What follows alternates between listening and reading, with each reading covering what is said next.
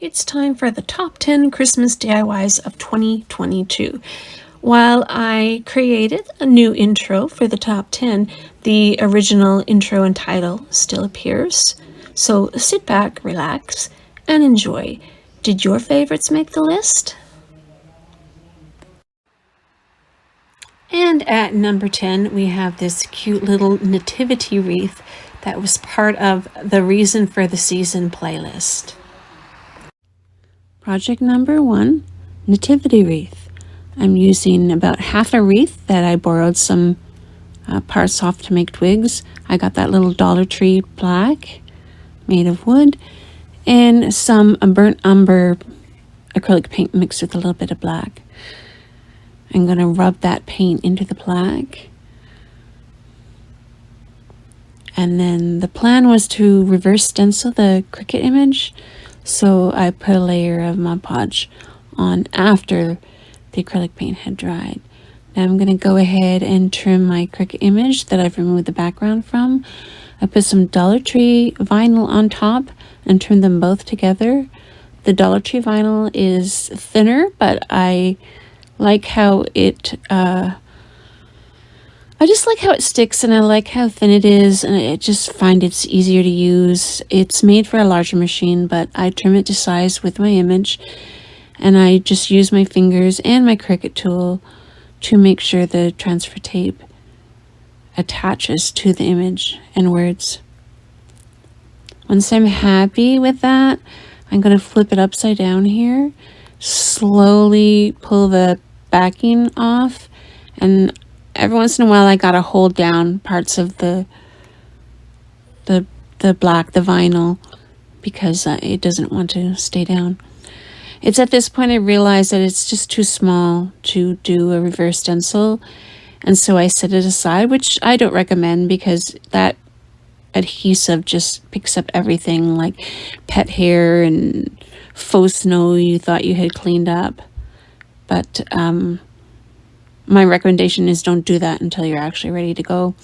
But, you know, I changed my plan here, so I'm going to get a rough layer of white chalk paint on the plaque. And I'm doing the front and the side, so I don't need to do the back. I set it aside to dry, and before I turned the camera back on, I did drill some holes in the corner and pulled a length of jute twine through the holes, leaving the most visible jute on the back. Here I'm just slowly pulling the transfer tape off the image and the words. And take your time for this. There's no need to rush. Sometimes you do have to hold down the vinyl. And you don't want to try and do the Band-Aid thing because you might pull up some of your paint. So once I was finished with that, I flipped it over and tied the knot with the length of twine, and I just put some hot glue underneath the knot when I tied it, just for added strength, added durability. These are what I decided on for the embellishment: the ribbon, baby's breath, and the white poinsettia. I got the baby's breath on there, and then I went to work on the bow. It's just an awareness shape that I showed you there. And I'm going to cinch it together and hold it in my hand until I can wrap something around it so it'll hold its shape. I decide to use twine. Once I've got the shape, I trim the tails, and I'm going to dovetail them in a little bit, but not right away, because I want to see how the tails look over top of the plaque. Putting some hot glue on the back there, and I'll also pull some twine over the center as well. Again, just added benefit, added security of not falling off. Once I'm sure it's on there good, I take this little white poinsettia from my scrap floral box, and here's where I trim and dovetail the tails, making sure not to cover up any of the words or the image. And if I didn't mention earlier, that image is actually a Google image clip art that I uploaded to Cricut, and I actually was quite proud of myself for figuring out how to do that. I'll put that website link in my description box and I'll give you a better look at this during the final reveal. Number 9 on the top 10 list is this Christmas themed guest key hanger. It was a project done for the 5 Under 5 playlist, and the theme was Farmhouse Christmas. Project number 1 is a holiday themed guest key hanger made with these houses from Dollar Tree, as well as this little shadow box and the harvest sign, which is going to be the key holder part. The ornaments I got on Amazon last year and saved. So I didn't really pay anything for any of these items, but if you wanted to do it yourself, it would probably cost between $5 or $6. These were Mod Podged last year, these little tree shapes, and I'm going to go ahead and use my new Hippo heat press. Thank you to Tammy at the Rusted Willow for giving me such a good deal on it. And I was like, I'm just going to go ahead and do it and see if the Mod Podge is still good. You know, I honestly didn't know what to expect. And look at that. No problem. So I did a loose cut because I'm going to do the burn method to get nice clean edges and a little bit of a black edge as well, which I like. I find it defines the edges. Otherwise I'd be doing like stitching or sanding or something. So the scorch marks provide that outline for me. And I do that to both of them. Then off camera, I painted all the backgrounds white. So I painted the key holder part, the harvest sign white, as well as all the backgrounds from the houses. And then I painted the round ornament red with a little silver tip. I painted the small stars with the same silver. And then we were good to go. So we're going to assemble the decorative portion of this key hanger, and that's just hot glue on the stars. However, most of the assembly is going to be a combination of E6000 and hot glue. I used a ruler and a paint stick to determine the placement of the tree shapes, and I just did them flat on the background. I didn't raise them up. I will raise up the ornament, but the trees I kept flat. And I had this E6000 brand new package with precision tips, but I could not figure out how to put them on or how they work. So I ended up just using it normal. It's like a lid, but there's a hole in it. It's very strange to me.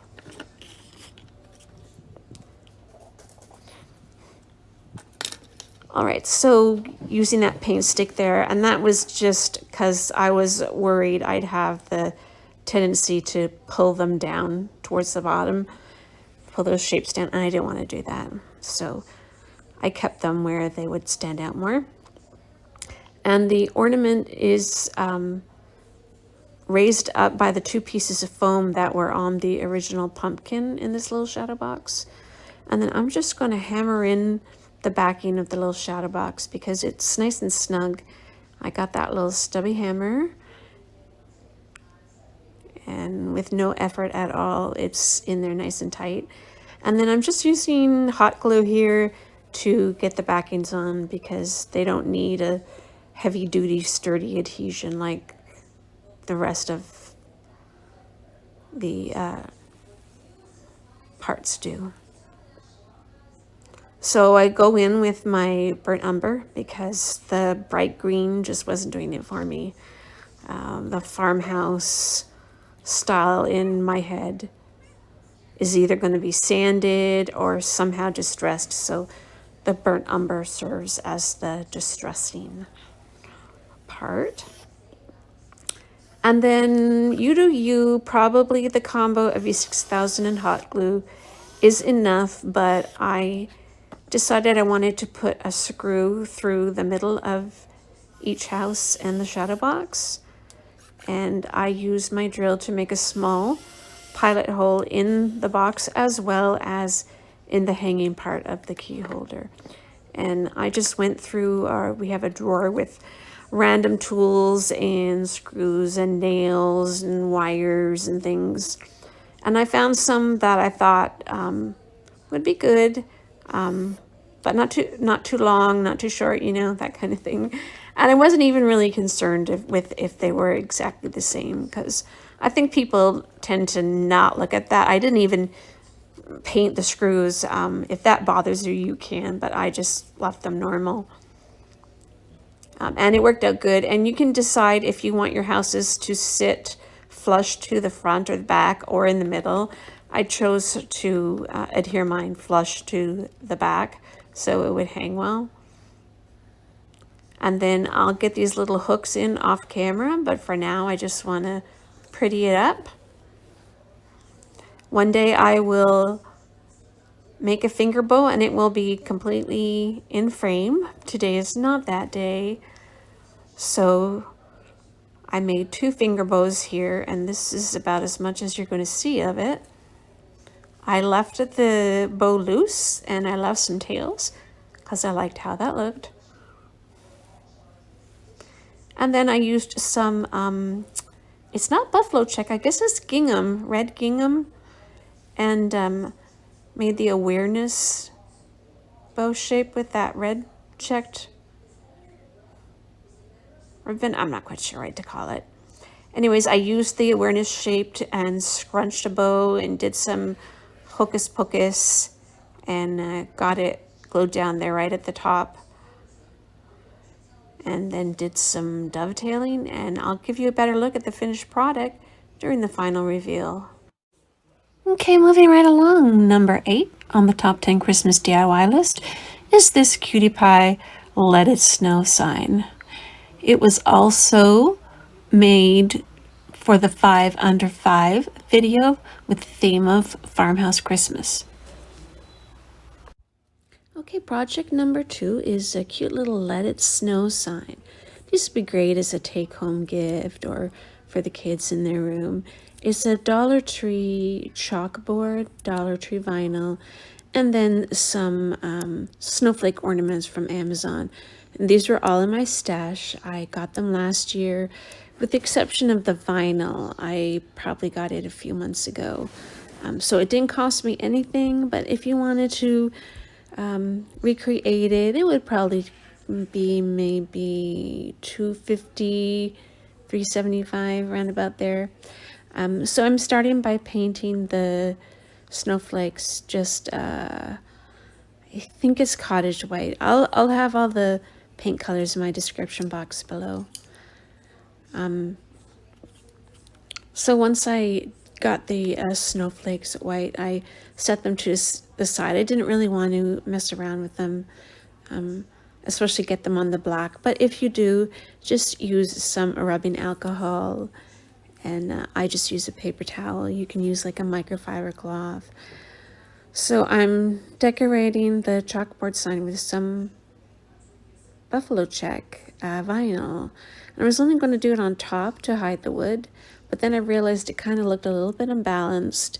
So we're going to go ahead and put it on the top and bottom. And then I just use a Dollar Tree utility knife to trim off the ends because I wanted to try and match up the patterns. Before I started, I printed up some, or not printed up, but I did some Cricut words and cut them, and I'm having a little bit of trouble getting them off onto the transfer tape. I missed the W. I'll go back in a minute and get it on there. The whole paper wanted to come up. Like I had to go in and separate the paper from the vinyl letters, but I did get it in there eventually. It's a little bit ripped in places, but after I smooth it down, it's not super noticeable. So I'm okay with that. Here comes my W, and we have the Let It Snow. Now I'm just going to try and create a scene like with a Cricut image of maybe a tree and some falling snow, but that just seemed more difficult than it should be with a cute little sign like this. So I just went ahead and grabbed some of my favorite snowflakes, and that's going to be the focal point of the sign. I have a brand new bottle of Mod Podge that I'm going to use to paint the whole sign, which is something I don't usually do, but I was concerned about the letters on such a smooth surface, so I decided to Mod Podge the whole thing. And I left it overnight, and then I came back in and realized I hadn't done the top one, so I went ahead and did that too and just left it. But I can go ahead and do the snowflakes because I'm not going to be touching it and I'm not going to mess it up. So I put a couple of little beads of the E6000 glue, and there's a lot of thick parts on the back of the snowflake, so I wasn't too worried about it coming through. And then I finished off with another few little beads of hot glue. I used the same pattern snowflake on the bottom, and then I put one a little bit different on top, and I think it looks fantastic. You can let me know what you think. Would you have done maybe a Christmas tree or a little scene? I went ahead and used my Cricut pokey tool to put holes in the vinyl where the original holes were on the sign, and then I put the original hanging cord on, and I'm going to give you a good look at this during the final reveal. Okay, and number 7 on the top 10 Christmas DIY list is this little mini twig tree. It was made for a $505 challenge, and the theme was Christmas or winter tier tray decor. So I made a bunch of neutral trees for a tier tray, and this was one of them. Project number 1 is a twig tree. If you've watched my past videos, you may remember the seahorse, the twig seahorse that I did. I'll post a link in my description box. It's the totally same concept. It was a dupe from the Monarch Mom. She did a faux driftwood seahorse, and mine's basically the same. I just named it different. So the twig tree is going to be something that I'm cutting out of poster board. I checked the measurements and made a template with cardboard, and then decided that I wanted something a little bit stronger. So I used the cardboard template to cut out the poster, not foam board, that's what it is, sorry. And then the twigs are from that, I think it's like a willow wreath, kind of like a grapevine wreath, but it's a lot less firm, it's a lot less dense. It very easily comes apart and then breaks into pieces. And then there is sometimes a curve, or some of them just are curved in or curved out, however you want to do it. So you just got to like snap them, but not pull them apart, and that kind of flattens them out. They're going to go on this foam board with wood glue. That's how I did the seahorse, so that's how I'm going to do this. And it's just a slow process, but I really don't mind. It's kind of like putting together a puzzle, and you're making the pieces as you go. And I remember seeing the exact same thing when I was making the twig seahorse. So I'm just going to show you how I just kind of level it up, breaking the twigs as I go, and leaving a little bit ragged on the edges. I didn't want it to be like totally straight. And I'm not going to put anything on the top. I kind of letting it happen organically, and I noticed that none of the trees I was making for this video had stars or anything on them, so I decided that was just going to be a thing. So that's the thing. Yes, so I put this vinyl on the back of the foam board, but I wish I had a thought a little bit better about it. Normally I put it back on, and then if I'm bracing it with a skewer or something, I'll tape it and put a ribbon on it, but kind of didn't want a ribbon on this one because it was going to be more visible. The back was going to be more visible. So you'll see how I deal with that in a little bit. Here I'm drilling a hole in one of those thick wood pieces that I got at the Dollar Tree. And that's gonna be the base. I'm gonna put the skewer in it. It's a little bit too big. I didn't have my good drill bits with me, so I used the cheapo ones that came with my drill. It's a great drill. I think it's called DECO, and I'll even put it in the description box. It's from eBay, but the drill bits that come with it were not good. They broke. One broke off right in a piece of wood. Another one broke when I wiggled it a little bit. So I have the DECO drill, but I went out and got some good cobalt drill bits. But in the meantime, I drilled a hole that was too big, and I had to put some hot glue in the bottom and some wood glue in the top. Then I realized about the back of the tree, so I just peeled the vinyl, the Dollar Tree vinyl back, and just kind of shimmied the skewer in there, and glued it back on with the wood glue. I didn't bother changing up the glues. And actually this worked really nice because it's wet for a little bit, so it allows me to smooth it down and get it the way I want. And then it starts to get gummy, and then it dries up. So I just really like the timing factor of the wood glue. But there you have it. That's my twig tree. I bent it a little bit there because I wanted to put some hot glue on the front. The tree is basically sitting on top of the base, but the skewer is just like a balance, and it actually came out great. It's very sturdy and it's sitting nicely.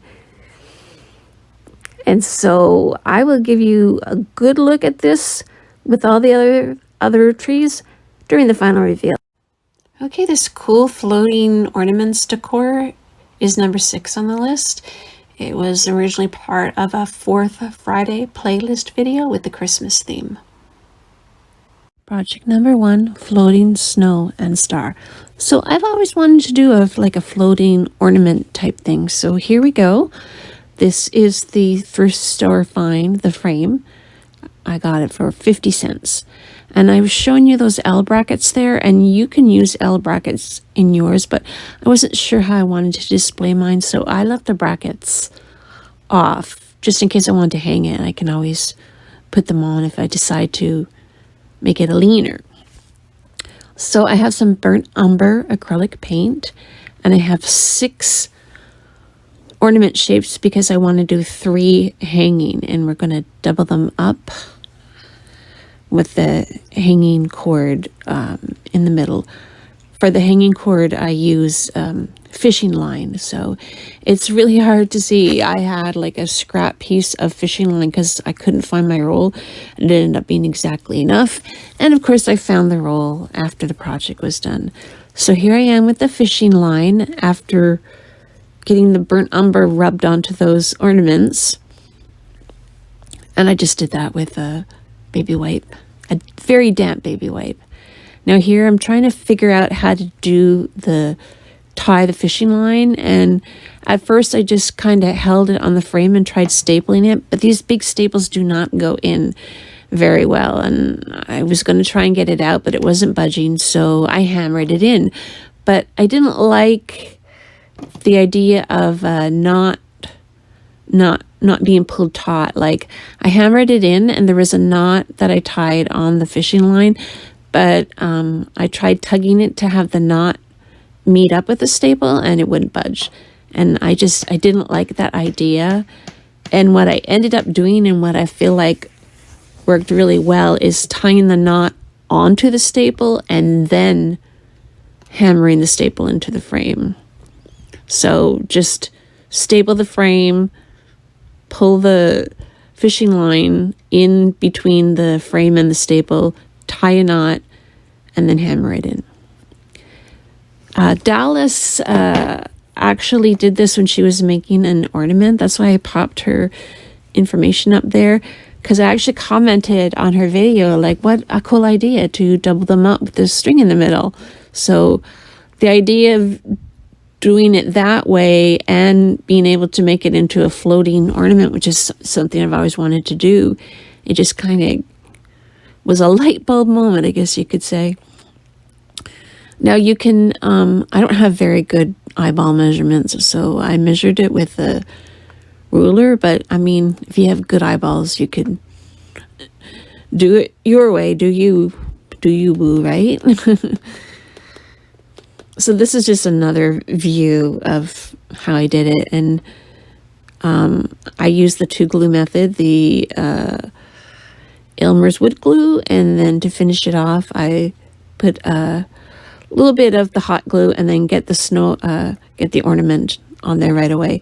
Because with those 2 glues, I mean, you cannot hardly move it. Like when it gets down there, it's like a second or two. And normally with just hot glue, you can wiggle it around a bit, but with those 2 glues, it was just, it's there and it's not going anywhere. So here I'm finishing up. I finally figured the best way to do it, and I'm done, but I'll give you a better look at this during the final reveal. And holding down the number 5 spot on the list is this mini chunky tree vignette. It was also part of the $5 Under $5 playlist, the one where the theme was Christmas or winter tier tray decor, and I was a guest host on that playlist, so I'm thinking that has something to do with how many of the projects from there made it to the top 10, because the amount of views it got was astounding for little old me. Okay, for project number 5, I'm doing a little name tag tree scenario here with these name tag trees I purchased at Walmart. I have a piece of wood from a bundle I purchased from Amazon. I have the bottle brush wreath and that piece of wood from a bag of chunky wood sticks I got off a Dollar Tree. So I'm going to start things off here by sanding the edges of the green trees, on the green side I should say, and I just didn't know when to stop. I mean, I liked how the edges looked so much, I just kept going and going and going. And well, it's kind of an interesting look, so I'm like, okay, well, whatever I do to one tree, I want to do the other. I want them to be exactly the same, just for the way I'm going to stage them after. So went ahead and sanded the other tree, and then I used a Cricut spatula to remove the price sticker and some sandpaper to get rid of the adhesive there. Then I took my Mod Podge and I gave each tree an even coat on the brown side, because that's where I'm putting the burlap. I automatically will give burlap a top coat as well, whereas if I was using paper maybe or a different fabric, I might not use a top coat. But for burlap, I just automatically top coat it. It's just the way the fabric goes. And all I did was cut a scrap, like a square scrap, and put the top coat on, and then I'll trim it afterwards. You'll see that in a little bit. And whatever you see me do to one tree, I will have already done or am about to do with the other. I believe this paint is oatmeal. I want to call it celery all the time, but I just wanted it to have a natural color, but you could leave it wood color if you want. That's nice and rustic and neutral, which is what I'm going for here. Actually, in all my projects, this video. Now, I checked on the trees and they're pretty dry. They're a tiny bit gummy, but I can work with them. So I trimmed off the edges of the burlap and then chose to put one of those bottle brush wreaths right in the middle. And a lot of my trees, I did not put anything on top, but this one I wanted to hide the slot where the name tags would go. So I made a shoelace bow and made sure to glue down the tails so it covered that little slot. Then one tree goes on the piece of wood and one goes straight on the little scenario square, whatever you want to call it. And I will give you a better look at both of these and on the trade at the final reveal. This Minnie's desktop shelf holds the number 4 spot on my top 10 Christmas DIYs list. The video in which it appeared was part of the Recreation Inspiration monthly playlist. The inspiration came from Melissa at All Things Crafty. Project number 1, Minnie's desktop shelf. This is a fun alternative to a tier tray. And I'm going to do mine just a little bit smaller than Melissa did hers. And I'm going to change the direction of the top crate to horizontal instead of vertical. So there I am deciding on it. I didn't want it to be totally like a tree like hers was, because I want mine to go from Christmas to beyond. So here I'm realizing my hot glue isn't working, and I usually do like a hot glue wood glue mix to get wood like this together. So I'm thinking fast, and I decide to go ahead and use the wood glue like normal, but instead of hot glue I used the crazy glue. And that small little tube did like all these crates, and it was a lot, and I didn't skimp on it, and I still managed to have enough 3, 4, 5, so I got 6 crates together plus the top and bottoms. And of course, if you've seen my other videos, I like to apply my wood paint from a container with a paintbrush. I just find I can get it everywhere I want.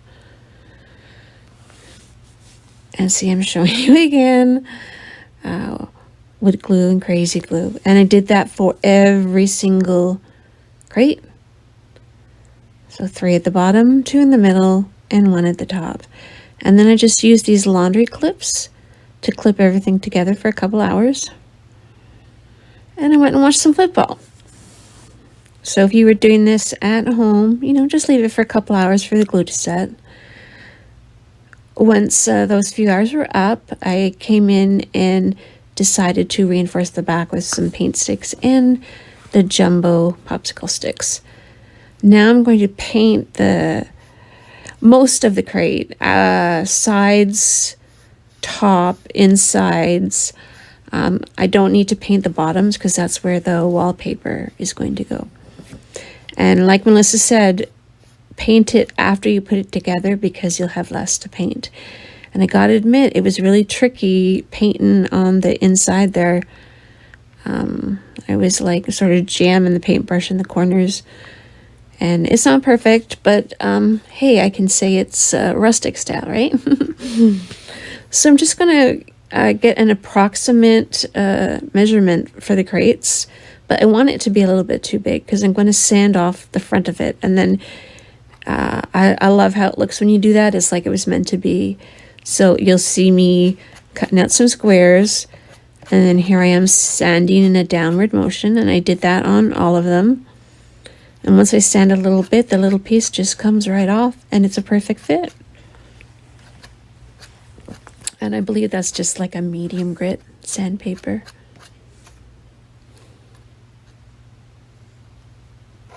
Okay, there we go. I'm just going to finish up on the outside edges because Melissa did her edges as well too. And I'll give you a closer look at this during the final reveal. You've reached the top 3 on my top 10 Christmas DIYs list. Holding down the number 3 spot is this pretty blue and white shelf leaner that I made for a recreation inspiration video that I called The Colors of Christmas. The original inspiration was taken from Lisa Marie at Crafting My Best Life with Lisa Marie. Project number 1 uses the color blue to make a Joy shelf leaner. Bottom left corner is Lisa Marie's Joy shelf leaner, and now I'll show you how I made mine. I'm using a 9-inch wood circle that I purchased in a package off Amazon, and I'm just using some scrap cardboard to make the little top of the ornament. Lisa Marie actually had a Dollar Tree ornament that she made over, but I did not have a Dollar Tree ornament, so I'm doing it from scratch. But it's pretty easy. I just used the cutout cardboard, trimmed it to shape, used a popsicle stick on the back to secure it, and then I borrowed the metal from the top of the jar sign to actually make it look like a metal top.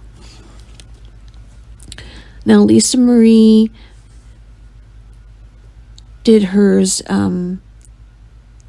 white because her video was actually part of a white Christmas video, but I thought the ornament would look good in blue, and you're going to see the Dollar Tree poster letters. I found a blue version of the black poster letters, so I grabbed it, and it's been in my stash for a little while, so I thought it was a perfect time to pull it out because it would match these decorative tile. This decorative tile. Now, I pondered about using the wallpaper, but I thought maybe the design was a little bit too overwhelming for the size of the ornament. So I stuck with the little tile thing there. And I'm going to go ahead and cut out the poster letters so I can do a dry fit, basically place them on the ornament and get an idea of how they look before I actually stick them on. Now my letters are much smaller than Lisa Marie's letters, but I like the look. I think it goes with the actual size of the ornament. However, I did, looking at the scale of the tile strip there that I cut out, I decided it was a little bit too wide, and I end up cutting it in half lengthwise and then just matching up the design on it. To start things off though, I am going to give it 2 coats of white paint. And I did some thought about whether I wanted to paint it all blue or all white and do the reverse with the letters, but I just love the blue so much that I wanted them to stand out. So 2 coats of white. I have this weird tool that I got in Grace's craft supplies, and I wanted to see if it was like a crocodile that you do a hole, but it wasn't. It didn't work very good, but it left a mark, and I like that it suggested it was a real ornament. So there I just used, it was just like a no-name paper cutter just to get a straight line because I am straight line challenged as far as cutting goes. I took some parchment paper and made like a circular shape so I could put the letters on it and get an idea of how, how far apart I wanted them. You could also use masking tape, or not masking tape, this is painter's tape. I actually used both, but some people just have a better eye than others and can just get it on there and it looks great. I always feel challenged in that aspect, but I finally got them on there the way I liked.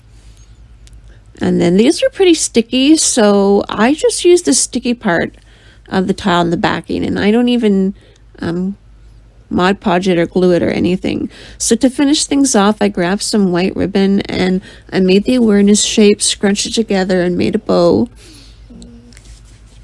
And then I used some scrap to cinch the bow. And then while I was looking for that ribbon, I found this blue star left over from my patriotic decor embellishments. And I thought, wow, that just fits perfectly. So I had to attach it to the bow. Better look at the final reveal. Which project came in second? It's the Merry Christmas treehouse, made with bottle brush trees and Scrabble tiles. It was also part of the under $5 tier tray decor playlist. Project number 2, Christmas tree house. So I have one of those Dollar Tree house shapes, some bottle brush trees that I got at Amazon and Dollar Tree. I chose my 3 favorites, and those last 3 there are the Dollar Tree ones, and the ones in the bucket already are the Amazon ones. I wanted to do Oh Christmas Tree, but I just didn't have enough room, so I'm doing Merry Christmas, and it took me a minute to find all the letters. Once I did, I separated the background from the house frame, and I always do that using a utility knife. It's just what works for me. I sand the edges because I'm going to be reapplying them with some wood glue. I also took a minute to take the tag off the back there, and I just did it nice and slow, slowly peeling it, and I didn't have to do anything else. I just kind of took my time with it. And then I flipped it so the paper side is going to be on the back, and the nice brown side now becomes the background for the trees. So after I got it glued together, I realized I forgot to put the burlap on, and I really wanted burlap on this. So I did my little trick there where I pulled a strand of burlap out and it leaves a straight line. I cut that straight line, and then I just had to trim the burlap a couple of times till it fit. Once I was happy with it, I got my Mod Podge and I put down a nice even coat of Mod Podge. And again, it didn't have to be perfect because I'm going to Mod Podge on top as well. So I just wanted to get it so it wasn't globby. I pressed the burlap down, made sure I got it in the corners, and then I put the top coat on it. The top coat is what's really going to make it stick. And what I like about this is I can still keep working on this because it stays on pretty good. It just takes a little while to dry. Now I'm taking the wood glue, and you'll see me going back and forth between wood glue and Mod Podge. And just the wood glue is usually in the container. I pour it into container because the wood glue is hard to get the paintbrush in, whereas the Mod Podge, I can do it straight out of the bottle. So here I'm using the wood glue because the letters are wood and the frame is kind of wood, I think. Once I got that on there the way I like, I moved on to the trees. And you'll notice I did the letters kind of janky. I actually did that on purpose. I kind of liked how it looked. I put the middle letter on first and then balanced the other 2 out. Then you'll notice I put just half the bottom with wood glue and then the other half with hot glue. And I did the same for each of the 3 trees. The big tree, I kind of had to like push it down because it was a little bit too bushy for the house frame. So I did the exact same thing for the gold tree. Half the bottom with wood glue and half with hot glue. And I'll do the same with the small green tree as well.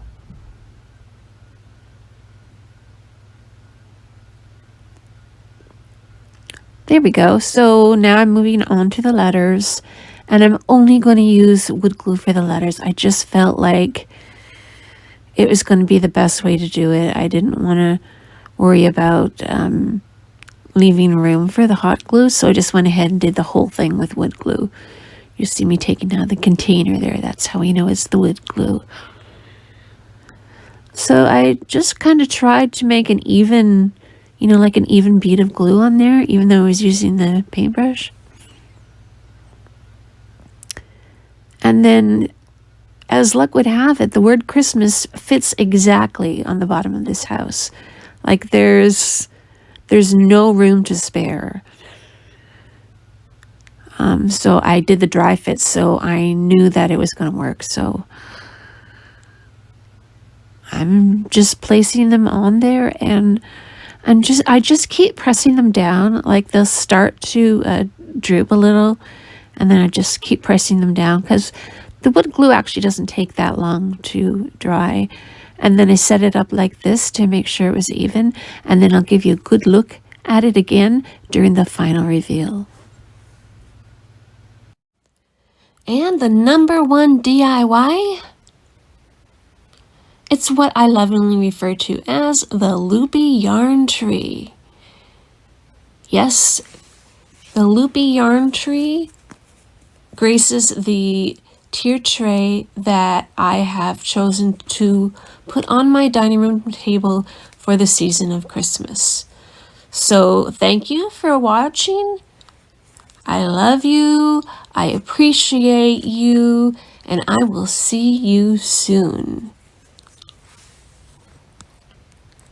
Project number 3 is a yarn and jar tree. I'm using 8.5 ounce mason jar, this loop yarn, 8.5 by 11 double page of a music book, aluminum foil tube, and some white rocks. Now, it's hard to know exactly how to trim things when you make them up from your head. So here's a tip. Don't trim your tree without doing a dry fit first. I cut this way too short. Way too short. But I fix it. So keep watching. I actually don't realize it's too short for a while, so I'm blissfully unaware as I do the rest of the things here. The aluminum foil tube cuts really easily with the miter saw here. I just picked a measurement that was about as tall as I wanted the tree to be. And I'm making it for the top shelf of the tier tray, so it can actually be a wee bit taller. This is probably the only thing you should measure in this whole project. If I'm giving you any tips at all, measure this and then trim everything else to fit. So I'm putting some hot glue on the bottom of the tube, and I'll set that right down in the jar, and that's just so it doesn't wobble around while I put the stones in. Just putting in these few stones around the outside edges really gets this tube in there nice and tight, and it's not going anywhere. And see, I actually had to place the stones in, and it was not moving, so I set it down, and I'm like, oh, yeah, okay, let's do this again. I used the cone to get started, and I trimmed it as long as I possibly could. And then what I did is I just kept setting it down on that little tree trunk until the paper didn't touch the counter, and I could feel it sitting on the trunk. You'll feel the paper tree sit on top of the tube, and then you'll know. So if you don't feel it sitting on it, trim a little bit more, set it down, and there we go. It's touching the top and it's off of the counter. And that's some information on that yarn if you're interested in that yarn. I call it loop yarn. I bought it originally when I was in Amber Strong's crafting group. We made flowers with it, but it's been sitting in my stash, and I thought it would make a good Christmas tree. So I just wanted to show you how I got started on the bottom. And try not to overthink it. Just keep going around the tree, and If you twist it every once in a while, you won't get those loops glued down all the time. But, you know, don't overthink it. Sometimes they're going to get glued in underneath, and sometimes you'll forget to twist it, and that's okay. It's a nice organic looking project, like like almost all the projects for this video are. So this is the repetitive part, little bit of hot glue, and then I'll do, you know, 2 or 3 times around, and I press it down as I'm going so that we don't get any holes, or so we can't see the writing or the music through the yarn. And I'm going to keep winding it around here, and I'll eventually get out of frame at the top right corner there. But fret not. I'm going to give you a good look at this tree on its own and on the tray with all the other trees in the final reveal.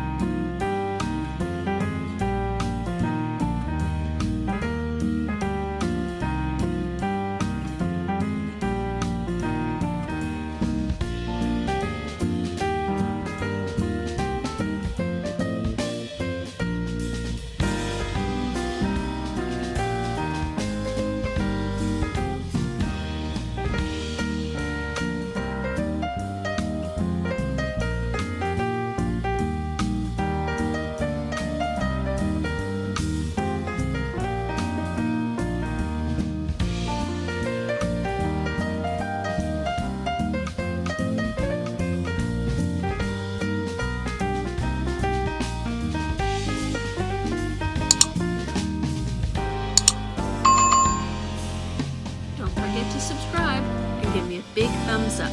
See you soon.